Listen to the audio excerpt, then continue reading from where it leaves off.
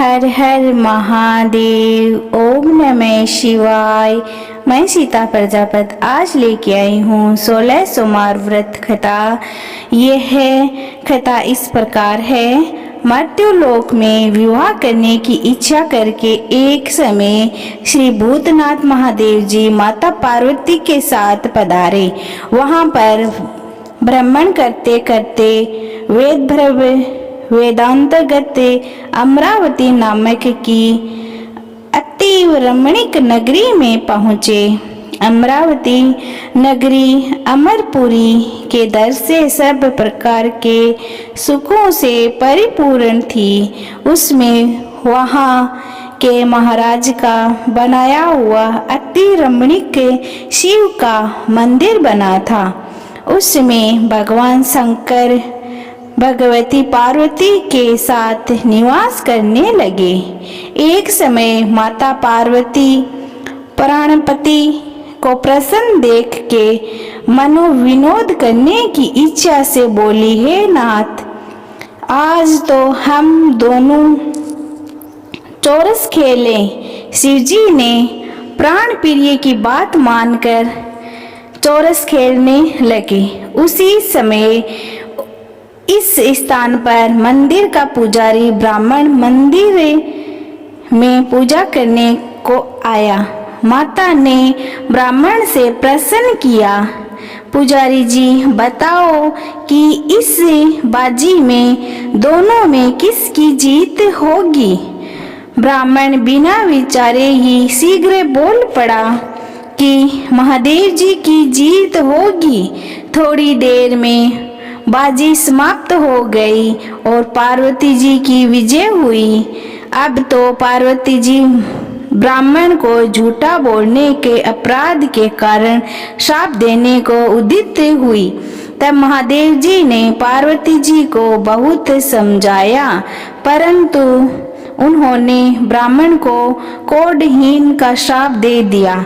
कुछ समय बाद पार्वती जी के श्राप वश पुजारी के शरीर में कोढ़ पैदा हो गई।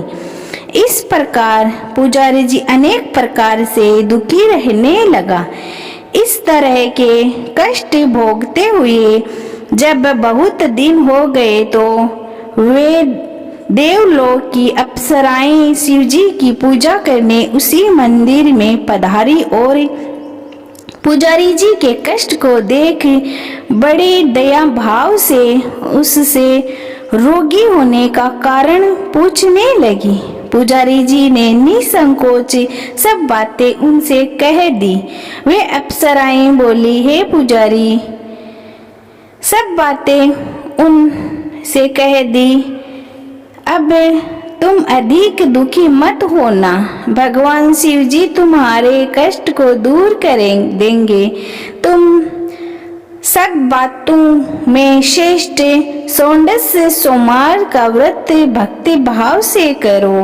तब पुजारी जी अप्सराओं के साथ हाथ जोड़कर विनम्र भाव से 16 सोमवार व्रत की विधि पूछने लगा। अप्सराएं बोली कि जिस दिन सोमवार को उस दिन भक्ति के साथ व्रत करें, स्वच्छ वस्त्र पहने, आधा सेर गेहूं का आटा ले, उसके 3 अंगा बनवाए और घी गुड़ दीप नवेद्य पूंगी फल बेलपत्र जनेऊ का जोड़ा चंदन अक्षत पुष्प आदि के द्वारा प्रदोष काल में भगवान शंकर का विधि से पूजन करें।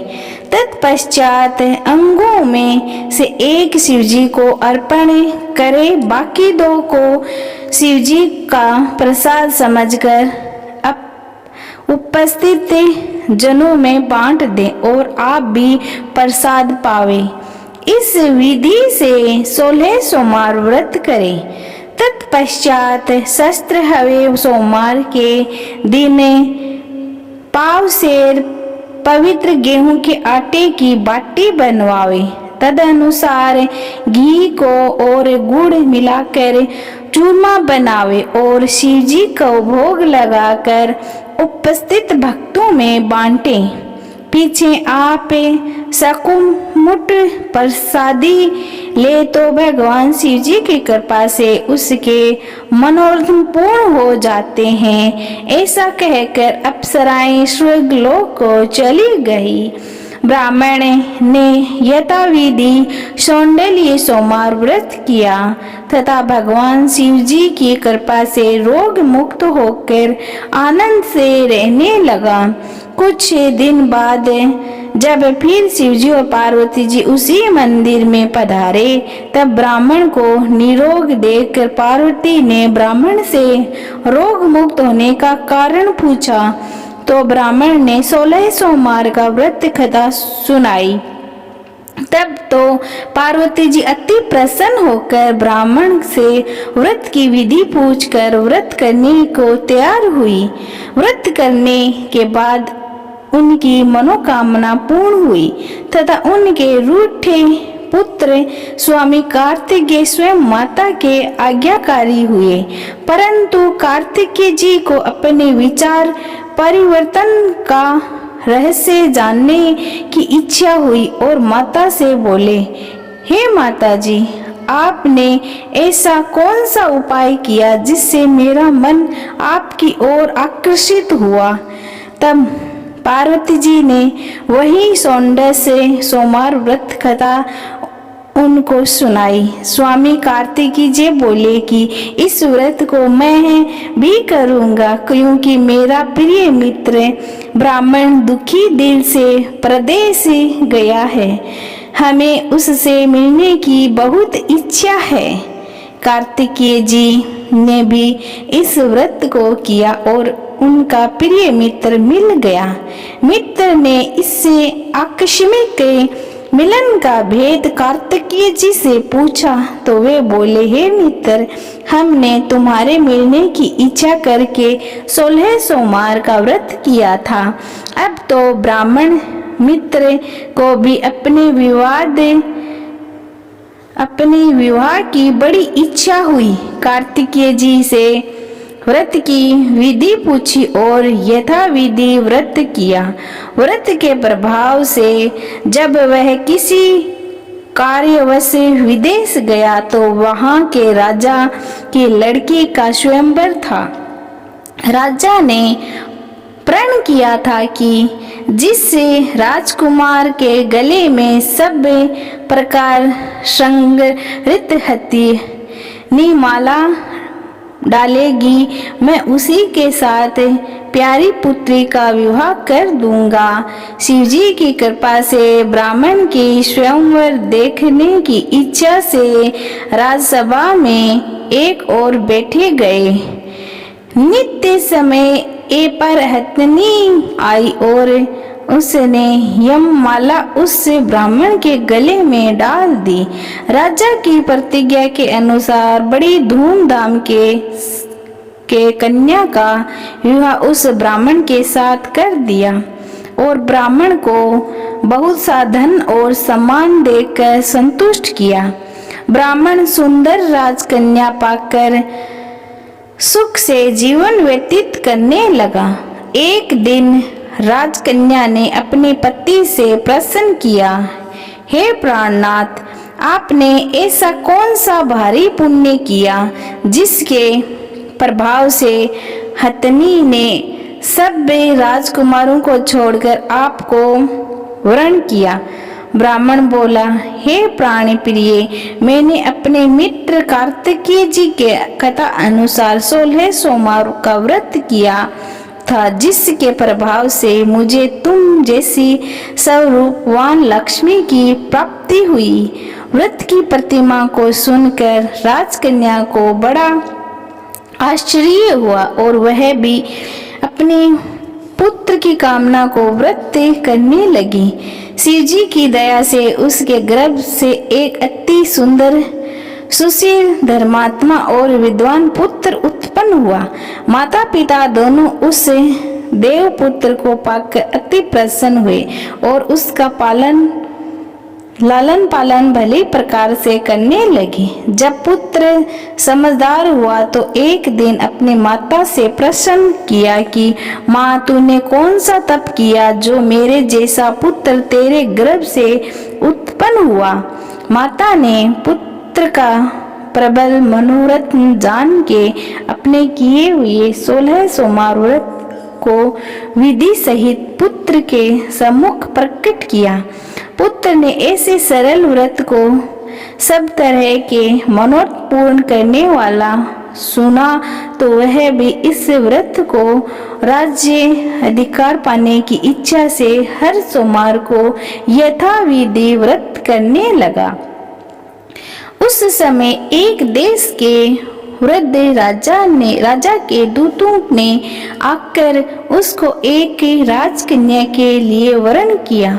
राजा ने अपनी पुत्री का विवाह उसे स्वर्ण गुण संपन्न ब्राह्मण युवक के साथ करके बड़ा सुख प्राप्त किया। वृद्ध राजा के दिग्गंत हो जाने पर यही ब्राह्मण बालक गद्दी पर बैठाया गया, क्योंकि दिग्वंत भूप के कोई पुत्र नहीं था। राज्य का अधिकारी होकर भी वह ब्राह्मण पुत्र अपने 16 सोमवार के व्रत करता रहा। जब 17वां सोमवार आया तो विप्रपुत्र ने अपने प्रियतमा से सब पूजन सामग्री लेकर शिवालय में चलने के लिए कहा, परंतु प्रियतमा ने उसकी आज्ञा की परवाह नहीं की। दास दासियों द्वारा सब सामग्रियां शिवालय भेजा दी गई और आप नहीं आई। जब राजा ने शिवजी का पूजन समाप्त किया तब एक आकाशवाणी राजा के प्रति हुई। राजा ने सुना कि हे राजन, अपनी इस रानी को राजमहल से निकाल दे, नहीं तो तेरा सर्वनाश कर देगी। वाणी को सुनकर राजा के आश्चर्य को ठिकाना नहीं रहा और तत्काल ही मंत्रालय में आकर अपने संवादकों को बुलाकर पूछने लगा कि हे मंत्रियों, मुझे आज शिवजी की वाणी हुई है कि राजा तू अपनी इस रानी को निकाल दे, नहीं तो तेरा सर्वनाश कर देगी। मंत्री आदि सब बड़े विस्मय और दुख में डूब गए, क्योंकि जिस कन्या के साथ राज्य मिला है, राजा उसी को निकालने का जाल रचता है। ये कैसे हो सकेगा? अतः मैं राजा ने उससे अपने यहाँ से निकाल दिया। रानी दुखी हृदय भाग्य को कोसती हुई नगर के बाहर चली गई। बिना पंद्रहण फटे वस्त्र पहने भूखी से दुखी धीरे धीरे चलकर एक नगर में पहुंची। वहां एक बुढ़िया सूत काट कर बेचने को जाती थी। रानी की करुण दशा देखकर बोली, चल तू मेरा सूत बिकवा दे, मैं वृद्धा हूँ, भाव नहीं जानती हूँ। ऐसी बात बुढ़िया की सुन रानी ने बुढ़िया के सर से सूत की गठरी उतार अपने सर पर रखी। थोड़ी देर बाद आंधी आई और बुढ़िया का सूत पोटली के सहित उड़ गया। बेचारी बुढ़िया पछताती रह गई और रानी को अपने से दूर रहने को कह दिया। अब रानी एक तेली के घर गई। जो तेली के सब मटके शिवजी के प्रकोप के कारण चटक गए। ऐसी दशा देख तेली ने रानी को अपने घर से निकाल दिया। इसी प्रकार रानी अत्यंत दुखी होती हुई सरिता के तट पर गई तो सरिता का समस्त जल सूख गया। तत्पश्चात रानी एक वन में गई। वहां जाकर सरोवर में सीढ़ी से उतर पानी पीने को गई। उसके हाथ से जल स्पर्श होते ही सरोवर का नीलकमल के दर से जल असंख्य कीड़ों में गंदा हो गया। रानी ने भाग्य पर दोषारोपण करते हुए उस जल का पान करके पेड़ की शीतल छाया में विश्राम करना चाहा। वह रानी जिस पेड़ के नीचे जाती उस पेड़ के पत्ते तत्काल ही गिरते गए। वन सरोवर के जल की ऐसी दशा देख गए चराते ग्वाल ने अपने गोसाई से, जो उस जंगल में स्थित मंदिर में पुजारी थे, कहीं गोसाई जी के आदेश अनुसार ग्वाल रानी को पकड़कर गोसाई के पास ले गया। रानी की मुख क्रांति और शरीर शोभा देख गोसाई जान गया, यह अवश्य ही कोई विधि के गति की मारी कोई कुलीन अबला है। ऐसा सोच पुजारी जी ने रानी के प्रति कहा कि पुत्री, मैं तुमको पुत्री के समान रखूंगा। तुम मेरे आश्रम में ही रहो। मैं तुमको किसी प्रकार का कष्ट नहीं दूंगा। गोसाई के ऐसे वचन सुन रानी को धीरज हुआ और आश्रम में रहने लगी। आश्रम में रानी जो भोजन बनाती उसमें कीड़े पड़ जाते, जल भर के लावे उसमें कीड़े पड़ जाते।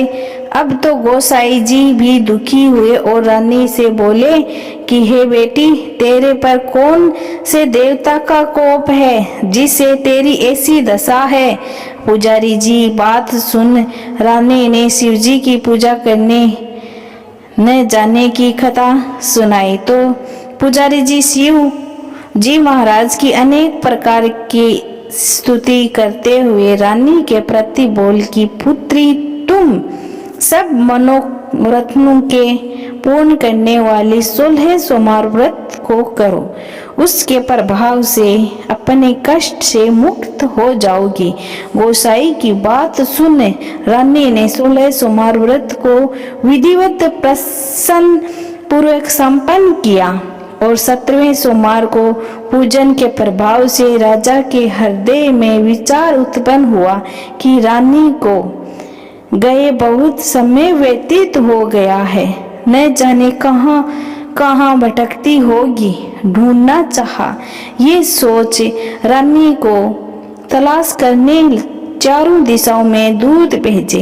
वे तलाश करते हुए पुजारी के आश्रम में रानी को पाकर पुजारी जी से रानी को मांगने लगे, परंतु पुजारी जी ने उनसे मना कर दिया। तो दूत चुपचाप लौट और आकर महाराज से सन्मुख रानी का पता बतलाने लगे। रानी का पता पाकर राजा स्वयं पुजारी के आश्रम में गए और पुजारी जी से प्रार्थना करने लगे कि महाराज, जो देवी आपके आश्रम में रहती है वह मेरी पत्नी है।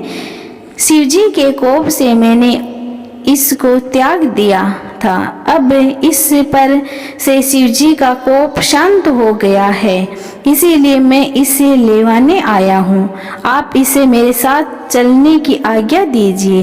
गोसाई जी ने राजा के वचन को सत्य समझ रानी को राजा के साथ जाने की आज्ञा दे दी। गोसाई जी की आज्ञा पाकर रानी प्रसन्न होकर राजा के महल में आई। नगर में अनेक प्रकार के बाजे बजाने लगे। नगर वासियों ने नगर के दरवाजे पर तोरण बंदवारों से विधि से नगर सजावाया। घर घर में मंगल गान होने लगे। पंडितों ने विधिवत वेद मंत्रों का उच्चारण करके अपनी रानी का आह्वान किया। इस प्रकार रानी पुण्य अपनी राजधानी में प्रवेश किया। महाराज ने अनेक तरह के ब्राह्मणों को दान देकर संतुष्ट किया। याचकों को धन धान्य दिया। नगरी में स्थान स्थान पर सदा व्रत खुलवाया, जहाँ भूखों को खाने को मिलता था। इसी प्रकार से राजा शिवजी की कृपा का पात्र हो राजधानी में रानी के साथ अनेक तरह के सुखों को भोग करते सोमवार व्रत करने लगा। विधिवत शिवजी पूजन करते हुए लोक में अनेक कौन सुख को भोगने के पश्चात शिवजी पुरी को पधारे। ऐसे ही जो मनुष्य मन सा वाचा कर्म द्वारा भक्ति सहित सोमवार का व्रत पूजन इत्यादि विधिवत करता है, वह इस लोक में समस्त सुखों को भोग कर अंत में शिवपुरी को प्राप्त होता है। यह व्रत सब मनोरथ को पूर्ण करने वाला है। बोलो शिवजी महाराज की जय हो। सोमवार शिवजी महाराज की आरती। जय शिव ओंकारा बजे जय शिव ओंकारा, ब्रह्मा विष्णु सदा शिव अर्धांगिनी धारा। ओम जय शिव ओंकारा, एकानन चतुरानन पंचानन राजे, हंसानन गरुड़ाशन वृक्ष वाहन साजे। ओम जय शिव ओंकारा। दो भुज चार चतुर भुज दस भुज अति सोहे, तीनों रूप निरखता त्रिभुवन जन मोहि। जय शिव ओंकारा, अक्षमाला मनमाला मुंडे माला धारी, त्रिपुरारी कंसारी वरमाला धारो। जय शिव ओंकारा, श्वेतांबर पीतांबर बागांबरी अंगे, सनकादिक बर्मादिक भूतादिक संगे। ओम जय शिव ओंकारा, करम श्रेष्ठ कमंडल चक्र त्रिशूल धरता, जग करता जग हरता जग पालन करता। ओम जय शिव ओंकारा, ब्रह्मा विष्णु सदा शिव जानते अविवेका, प्रेरणाक्षर के मध्य ये तीनों ही एका। ओम जय शिव ओंकारा, त्रिगुण शिव जी की आरती जो कोई नर गावे, कहत शिवानंद स्वामी सुख संपत्ति पावे। ओम जय शिव ओंकारा। जय हो शिवजी महाराज की जय हो। अब पढ़ेंगे हम शिव जी को अति प्रिय मंत्र। ओम नमः शिवाय शिव नमः शिवाय, हरे हरे भोले नमः शिवाय। ओम नमः शिवाय शिव नमः शिवाय, हरे हरे भोले नमः शिवाय। नमः शिवाय शिव नमः शिवाय, हरे हरे भोले नमः शिवाय। नमः शिवाय शिव नमः शिवाय, हरे हरे भोले नमः शिवाय। ओम नमः शिवाय ओम नमः शिवाय, हरे हरे भोले नमः शिवाय। नमः शिवाय शिव नमः शिवाय, हरि हरि भोले नमः शिवाय। ओम नमः शिवाय ओम नमः शिवाय, हरे हरे भोले नमः शिवाय। ओम नमः शिवाय शिव नमः शिवाय, हरे हरे भोले नमः शिवाय। नमः शिवाय शिव नमः शिवाय, हरि हरि भोले नमः शिवाय। ओम नमः शिवाय ओम नमः शिवाय। हरे हरे भोले नमः शिवाय ओम नमः शिवाय ओम नमः शिवाय। हरे हरे भोले नमः शिवाय नमः शिवाय शिव नमः शिवाय। हरि हरि भोले नमः शिवाय ओम नमः शिवाय ओम नमः शिवाय। हरे हरे भोले नमः शिवाय ओम नमः शिवाय ओम नमः शिवाय। हरे हरे भोले नमः शिवाय नमः शिवाय शिव नमः शिवाय। हरि हरि भोले नमः शिवाय ओम नमः शिवाय ओम नमः शिवाय। हरे हरे भोले नमः शिवाय नमः शिवाय शिव नमः शिवाय।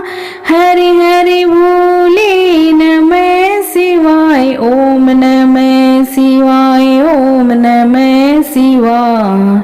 हरे हरे भोले नमः शिवाय नमः शिवाय शिव नमः शिवाय। हरि हरि भोले नमः शिवाय ओम नमः शिवाय ओम नमः शिवाय। हरे हरे भोले नमः शिवाय नमः शिवाय शिव नमः शिवाय। हरि हरि भोले नमः शिवाय ओम नमः शिवाय ओम नमः शिवाय। हरे हरे भोले नमः शिवाय ओम नमः शिवाय ओम नमः शिवाय। हरे हरे भोले नमः शिवाय नमः शिवाय शिव नमः शिवाय। हरि हरि भोले नमः शिवाय ओम नमः शिवाय ओम नमः शिवाय। हरे हरे भोले नमः शिवाय नमः शिवाय शिव नमः शिवाय। हरि हरि भोले नमः शिवाय ओम नमः शिवाय ओम नमः शिवाय। हरे हरे भोले नमः शिवाय नमः शिवाय शिव नमः शिवाय। हरि हरि भोले नमः शिवाय ओम नमः शिवाय ओम नमः शिवाय। हरे हरे भोले नमः शिवाय ओम नमः शिवाय ओम नमः शिवाय। हरे हरे भोले नमः शिवाय नमः शिवाय शिव नमः शिवाय। हरि हरि भोले नमः शिवाय ओम नमः शिवाय ओम नमः शिवाय। हरे हरे भोले नमः शिवाय नमः शिवाय शिव नमः शिवाय। हरि हरि भोले नमः शिवाय ओम नमः शिवाय ओम नमः शिवाय। हरे हरे भोले नमः शिवाय नमः शिवाय शिव नमः शिवाय। हरि हरि भोले नमः शिवाय ओम नमः शिवाय ओम नमः शिवाय शिव नमः शिवाय। हरे हरे भोले नमः शिवाय नमः शिवाय शिव नमः शिवाय। हरि हरि भोले नमः शिवाय ओम नमः शिवाय ओम नमः शिवाय।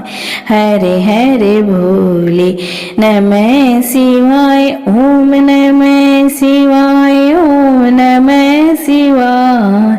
हरे हरे भोले नमः शिवाय नमः शिवाय शिव नमः शिवाय हरि हरि बोले नमः शिवाय ओम नमः शिवाय ओम नमः शिवाय हरे हरे बोले नमः शिवाय ओम नमः शिवाय ओम नमः शिवाय हरे हरे बोले नमः शिवाय नमः शिवाय शिव नमः शिवाय हरे हरे बोले नमः शिवाय ओम नमः शिवाय शिव नमः शिवाय हरे हरे बोले नमः शिवाय नमः शिवाय शिव नमः शिवाय हरे हरे बोले नमः शिवाय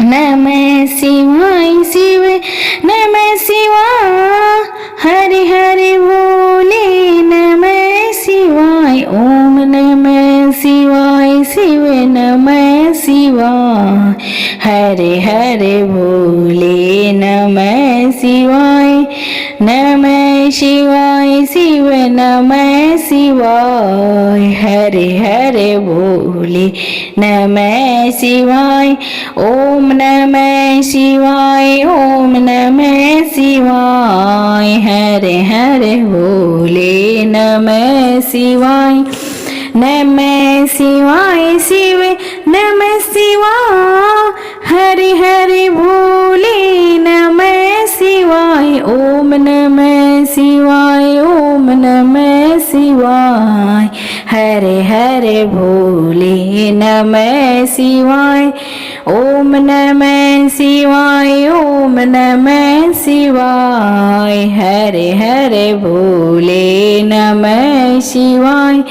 नमः शिवाय शिव नमः शिवाय हरे हरे बोले नमः शिवाय ओम नमः शिवाय ओम नमः शिवाय हरे हरे बोले नमः शिवाय नमः शिवाय शिव नमः शिवाय हरे हरे बोले नमः शिवाय नमः शिवाय शिव नमः शिवाय हरे हरे बोले नमः शिवाय ओम नमः शिवाय ओम नमः शिवाय हरे हरे बोले नमः शिवाय नमः शिवाय शिव नमः शिवाय हरे हरे बोले नमः शिवाय